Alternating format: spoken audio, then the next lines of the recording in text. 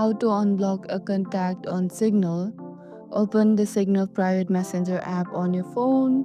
Block someone by mistake, no worries.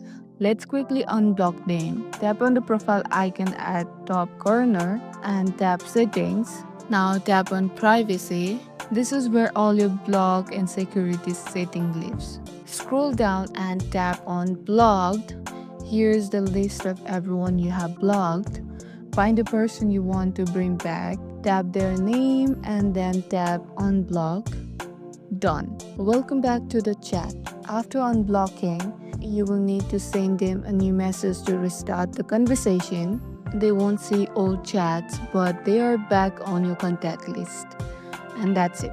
You have successfully unblocked a contact on Signal. If this tutorial helped, don't forget to like, subscribe, and share it so the other can learn too. See you in the next guide, and thank you for watching.